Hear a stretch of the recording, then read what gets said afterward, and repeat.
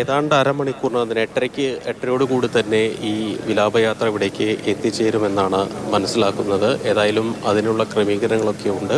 നേരത്തെ സൂചിപ്പിച്ച പോലെ തന്നെ പൂജ സൂചിപ്പിച്ച പോലെ ഏറ്റവും സങ്കടകരമായിട്ടുള്ളൊരു കാര്യം, കൊച്ചു കുട്ടികൾ അവരുടെ ഏറ്റവും പ്രിയപ്പെട്ട അധ്യാപകരെ അവസാനമായി കാണുന്നതിന് വേണ്ടി ഇവിടേക്ക് എത്തുന്നു. അവരെല്ലാം അതായത് ഈ ചെറിയ പ്രായത്തിൽ അവരനുഭവിക്കുന്ന ഒരു വലിയ വിഷമം, അത് ജീവിതകാലം മുഴുവൻ നീണ്ടു നിൽക്കുന്ന ഒരു വിഷമമാണെന്നൊരു കാര്യത്തിൽ സംശയമില്ല. ഏതായാലും കുട്ടികളോട് അധികം ഇവിടേക്ക് വരേണ്ട എന്നാണ് അധ്യാപകർ, നേരത്തെ നമ്മൾ ടീച്ചറോട് സംസാരിച്ചപ്പോൾ പറഞ്ഞിരുന്നു, അധ്യാപകർ പറയുന്നത്. പക്ഷേ ചില കുട്ടികളെങ്കിലും ഇവിടേക്ക് എത്തിയിട്ടുണ്ട്. യൂണിഫോമൊക്കെ, സ്കൂൾ യൂണിഫോമിൽ തന്നെ കുട്ടികളെ നമുക്ക് നിരവധി ഇവിടെ കാണാം. ഇപ്പോൾ ഇതിനോടൊപ്പം തന്നെ ഈ പ്രദേശമാകെ ഇപ്പോൾ ഈ നാട്ടുകാരെ കൊണ്ട് നിറഞ്ഞിരിക്കുകയാണ്. ഏതായാലും ആംബുലൻസ് ഇപ്പോൾ ഇവിടെ മണ്ണാർക്കാട് പിന്നിട്ടു എന്നാണ് ലഭിക്കുന്ന വിവരം. ഇവിടെ അടുത്തുള്ളതാണോ? കുറച്ചപ്പുറം പടപ്പറമ്പിലാണ് ഞങ്ങൾ. നമ്മുടെ അറിയുന്ന സ്കൂളാണ്, അറിയുന്ന ടീച്ചർമാരുമാണ്. പക്ഷേ വലിയൊരു ബന്ധങ്ങളില്ലാന്ന് മാത്രം നല്ല അറിയുന്ന സ്കൂളാണ്. 1 കിലോമീറ്റർ ഇവിടുന്ന് അപ്പുറത്ത്. രാവിലെ തന്നെ വന്നു? രാവിലെ വന്നു, 6 മണിക്ക് എത്തിക്കണം അവിടെ. ഇതുപോലെ സങ്കടം ആർക്കും ഇല്ല. അത്ര വലിയൊരു സങ്കടമായി പോയി. കാരണം ഒക്കെ ഒരുമിച്ചാണ് പോയില്ല എല്ലാവരും പാടും.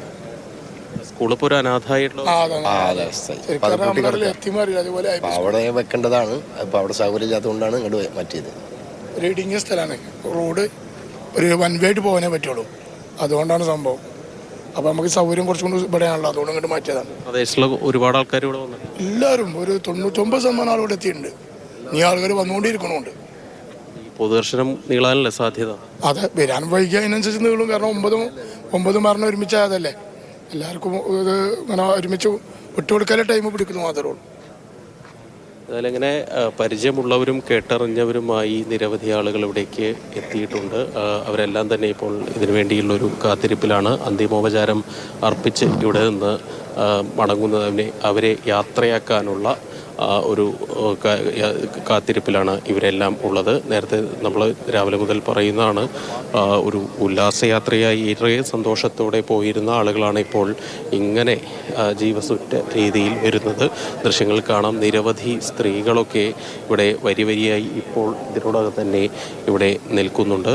ആളുകളൊക്കെ ഇപ്പോൾ ഏതായാലും ഇവർക്ക് അന്തിമോപചാരം അർപ്പിക്കാൻ വേണ്ടിയുള്ള കാത്തിരിപ്പിലാണ്. കൊച്ചുകുട്ടികളുണ്ട്, പ്രായമായവരുണ്ട്.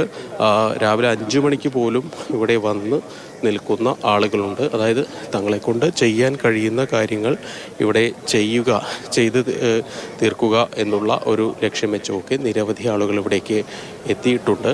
ഇവരുടെയൊക്കെ വളരെ വൈകാരികമായിട്ടുള്ള ഒരു പ്രതികരണങ്ങൾ നേരത്തെ മുതൽ തന്നെ കണ്ടതുമാണ്. ഏതായാലും ബന്ധുക്കളായിട്ടുള്ള ആളുകൾ, അതായത് ഈ മൃതദേഹങ്ങൾ ആദ്യം എത്തിക്കുന്നത് ഈ സ്കൂളിലേക്കാണ്.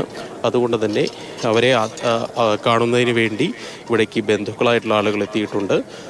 3 പള്ളികളിലാണ്, 3 ജുമാ മസ്ജിദുകളാണ് ഈ പ്രദേശത്ത് തന്നെയുള്ള ജുമാ മസ്ജിദുകൾ കേന്ദ്രീകരിച്ചാണ് ഈ സംസ്കാര ചടങ്ങുകൾ ഉള്ളത്. അത് 3ഉം ഈ പ്രദേശത്ത് തന്നെ.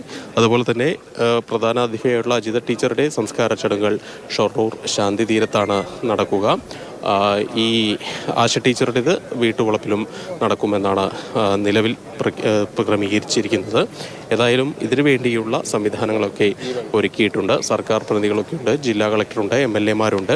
അങ്ങനെ ഒരു നാടൊന്നാകെ ഇവരെ യാത്രയാക്കുന്നതിന് വേണ്ടി, ഏറ്റവും പ്രിയപ്പെട്ട അധ്യാപകരെ യാത്രയാക്കുന്നതിന് വേണ്ടി ഇവിടേക്ക് എത്തിച്ചേർന്നുകൊണ്ടിരിക്കുന്നു. നമ്മൾ ഈ ടീച്ചർമാർ ഓരോരുത്തർക്കും ഈ നാട്ടുകാരുമായി വളരെ വ്യക്തിപരമായിട്ടുള്ള ബന്ധമുണ്ട്. അതാണ് ഏറ്റവും കൂടുതൽ ആളുകളൊക്കെ ഇവിടേക്ക് ഒഴുകിയെത്താനുള്ള പ്രധാന കാര്യം. അതായത് ഇപ്പോൾ ഈ സ്കൂളിലെ തന്നെ റംല ടീച്ചറുടെ കാര്യമെടുത്താൽ തന്നെ ടീച്ചർ ഇവിടെ BLO ആയിട്ട് വർക്ക് ചെയ്യുന്നുണ്ട്. അതുപോലെ തന്നെ ഈ വിദ്യാലയത്തിൽ തന്നെ പഠിച്ചിരുന്ന അവിടെ പഠിച്ച് ആ വിദ്യാലയത്തിൽ തന്നെ ജോലി ചെയ്യുന്ന ഒരു ടീച്ചറാണ് റംല ടീച്ചർ. അതുകൊണ്ട് തന്നെ അവർക്ക് വളരെയധികം ബന്ധങ്ങൾ, തൊട്ടടുത്ത വീടുകളിലൊക്കെ വളരെയധികം ബന്ധങ്ങളുണ്ട്. ഇതേ നാട്ടുകാരിയാണ്. അങ്ങനെ ഈ മരിച്ച ആളുകളെല്ലാം തന്നെ ഈ പ്രദേശത്തുള്ള ആളുകളായതിനാൽ തന്നെ കൂടുതൽ ആളുകൾ ഇവിടേക്ക് എത്തിച്ചേർന്ന് കൊണ്ടിരിക്കുകയാണ്.